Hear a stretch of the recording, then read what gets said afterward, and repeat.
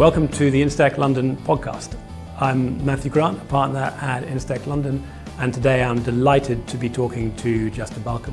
Justin spent 30 years working in the global insurance industry, and today he is a partner and managing director at BCG. BCG has spent the last 8 months helping Lloyds of London set up their innovation lab, and selection of startups is now complete for the lab. The lab itself kicks off on the 8th of October, and Justin is here to tell us a little bit more about it.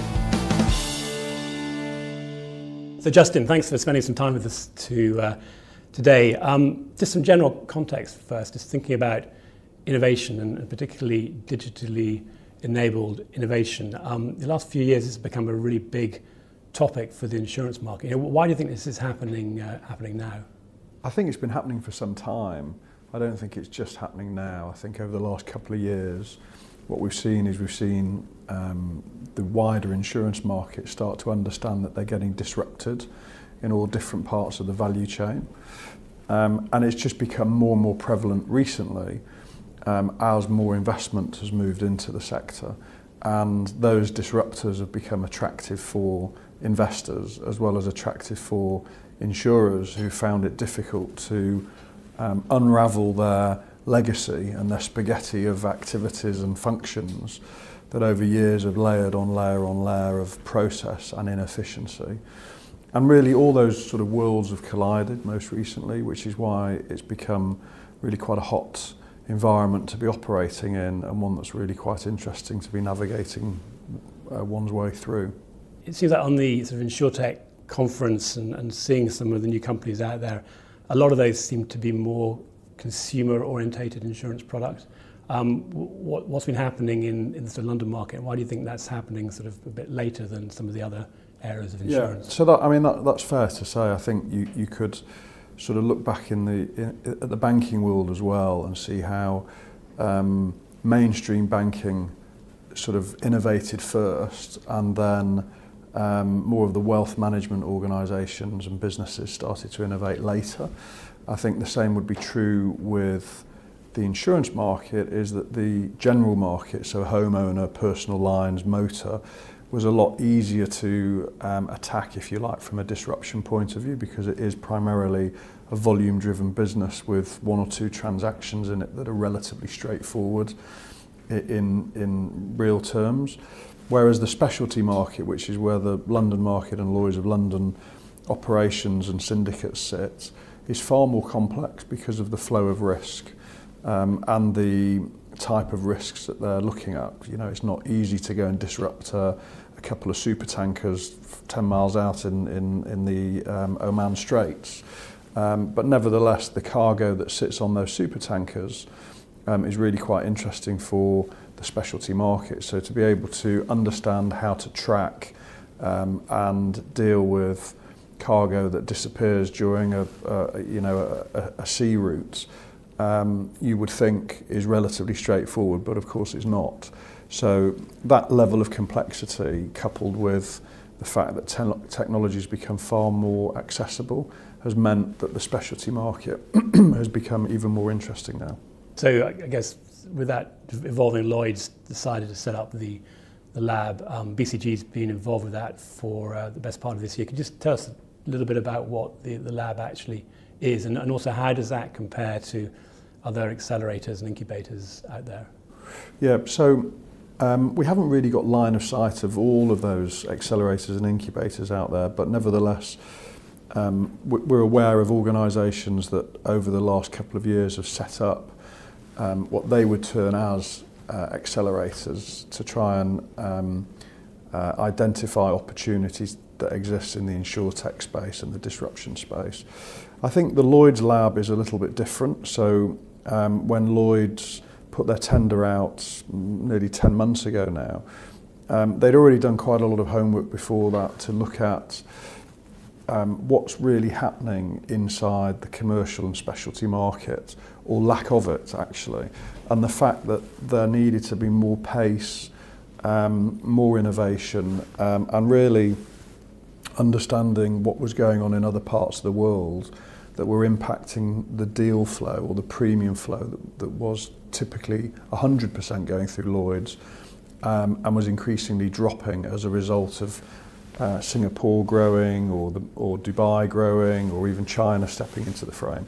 So there were lots of indicators that meant that something had to change, and therefore I think the purpose of the lab was to really act as a capture point for all of this innovation versus perhaps some of the startup businesses and startup camps that have originated where it's been more of a sort of volume play. This has been quite a niche focus point, and really to attack and attract talent that wasn't necessarily gravitating through and into the London market. So we started that journey 10 months ago. There's BCG, Lloyds and a specialty lab organisation called LMarks, and all LMarks do is they set up labs for big brands that want to attract, retain and position themselves in that lab space to understand the world of disruption and how they can benefit from all that's going on. Our role in the middle of all of that is really to help Lloyds understand what is going on out there, but also really act as the conduit between the wider marketplace and then the corporation itself, so that we've helped develop the themes, so we're able to engage with the market, we're able to help them understand what's working, what's not, perhaps look a little bit further down the line and think about some of the opportunities that exist, particularly in claims or in underwriting, where there's a lot of technical components and also a lot of people that are involved in those activities and may feel that technology is going to replace them rather than work with them and supplement some of their day-to-day jobs. So BCG's role has probably been to keep everybody quite honest in amongst that process, as well as provide challenge and keep the pace moving forward as the lab develops momentum, as we identify the first cohort which happened last week, and really attract the right sort of talent into and out of the lab. Just picking up on that last point about the talent and maybe attracting people that wouldn't normally see themselves as being associated with Lloyds, and then also linking that back to your earlier comment about the sort of the complexity of Lloyds with its specialty business and reinsurance business. Was that a barrier to getting the right kind of people, by which I mean the companies that actually had solutions for Lloyds, given that people don't really, for the most part, kind of understand what's going on in the Lloyds market? How did you help people understand where they could really add value? Well, we developed a series of themes across, let's say, the key components of the London market. So claims was a good example, underwriting is a good example, and under each one of those headings, we set out quite clearly what the criteria was. So we've seen over 200 organisations pass through, if you like, the website that was developed to capture all of the interest. And we've seen everything from drone technology to tracking companies to very smart innovation as to how they settle claims faster, through to devices that are being used to measure movement, a whole range of stuff from all over the world actually. LMarks were responsible for scouting, and they were out there engaging with businesses in different parts of the world. So it's been really quite exciting to see that organisations, not just startups, because there were mature businesses that were actually competing to work with Lloyds, because underpinning all of that is really the data. And therefore these organisations recognise that whilst they might not fully understand the complexity of the London market, they certainly understood the benefit of rich data that was accessible from underwriters, from claims providers and syndicates, who on a day-to-day basis are seeing stuff that perhaps they didn't see, and therefore people could recognise that if you put a disruptive business or a technology business with an organisation that's able to tell you how often hurricanes hit parts of the US or Asia, and their products are relevant, then of course it's going to be quite an interesting match. And so picking up on that data point, and in particular the availability of data from the Lloyds managing agents. That's obviously a very critical part of the success of the lab and also the companies going through. I mean, how much sort of real support have you seen from people on the ground working with these managing agents and in Lloyds who really want to commit their own time to making the lab successful? Well, we opened up a mentor program and it was inundated. I mean, I think at one point we were getting the managing agent saying, could you stop taking our people to be mentors? We originally had an individual mentor agreement, so you and I would sign that as individuals. We've had to replace that with a company mentor agreement because there were so many mentors. So now it's up to the company as to how many people they want to commit to being mentors to work alongside the startups and those organisations that have committed to the lab. So the take-up's been really quite fantastic. And the topics have been very, very relevant. And you know, I've been in and out the lab since launch. And the workshops are full. People are using the lab environments to, you know, sit and collaborate and talk about what perhaps the art of the possible is. So, you know, no negative so far, all very rich conversations. And you also getting support at a senior level in the company, because often these sort of collaborations fail if there's not a commitment at a senior level to give people time to support the companies they're working with and go through the early sort of teething stages. Yeah, so we've seen great commitment at C-level, you know, all the way through the setup of the lab. We've been running, if you like, pre-workshops with the market. So we've kept the market informed of, and when I say the market, you know, the wider London market, but we've kept them informed as to what the aspirations are of the lab, what the expectations are of the participants, how folk can contribute all the way through the process. And then on launch, we had, you know, really good attendance from the C-suite of the market. And that continues, you know, with messaging that we send out and with participation and dialogue we get back as they start to see and recognise that some of the organisations, particularly in the first cohort, are going to be potential investments for them.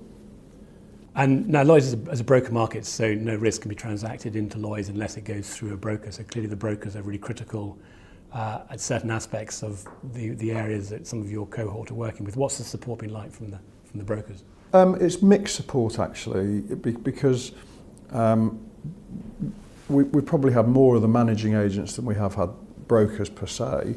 But I think, again, I haven't got the data in front of me, but I'd say more of the managing agents than the pure play brokers have been participating, because the environment sort of, given that the lab's on the fourth floor of the Lloyds building, it's probably easier for the managing agents to participate than it is for the brokers to walk up Leadenhall Street and come specifically into the lab. But I'm sure that will change as the cohorts, we've got 4 cohorts over 2 years, and this current theme will not be the second theme or the third theme or the fourth theme. So we'll keep refreshing them to make sure that we attract the right sort of talent and the right participation. Great. And you say just onto those cohorts now, so you've got a fairly tight period which those cohorts are run for. And so how do you, within that, when you get to the end of that period, how do you collectively, with you and Lloyds and Marks and those who've taken part, sort of decide that it's been a success? What metrics do you use? Yeah, well, we've got some pretty robust metrics, but nevertheless, we've got a 10-week process that starts very shortly. The first cohort will go into that process, and then we conclude around the first week December, I think. And at the end of that, there'll be decisions as to who wants to invest in which startups. We'll have effectively determined the depth and breadth of those startups and the capability that's needed in order to turn them into more mature organisations. And then the opportunity to invest will appear, and Lloyds and Marks, BCG and others will be given the opportunity to look at those startups and say, we'd like to, you know, work with you, invest with you, mentor you, and take you to the next level. And I think that's really what success will look like. Excellent. And I appreciate it's early days before any of the companies actually start. But any that stood out from the work so far that are sort of personal, I wouldn't want to say favourites, but what you find particularly intriguing? Yeah, I can't say I have any favourites because that would be wrong for me to say that. But I was really impressed with the passion of one or two of the speakers that presented to us. I thought some of the technology that we were shown was quite smart and very innovative. But I'm not going to put any particular name at the forefront because that would just be unfair at this point in time. So we may come back to you on that one in a few months. So just talk. So for those of us outside the market that want to get involved, or people that want to track progress, what's the best way for them to either get involved or at least understand what's going on? Well, the website is being constantly updated, so that is being managed by the marketing teams at Lloyds. We BCG are not on a day-to-day basis. El Marks is really now running the process for the first cohorts. But there is a lab manager who is the Lloyds lab manager. And again, as I said, the website is probably the best way to target access into the lab and is constantly being monitored and updated. Good. Well, congratulations on getting it so far. I suspect the work is only really just starting, but certainly I'll be very much looking forward to see what comes out of it, and perhaps we can check in a few months to see how you got on. Yeah, definitely. Look forward to it. Good. Thank you, Justin. Thank you.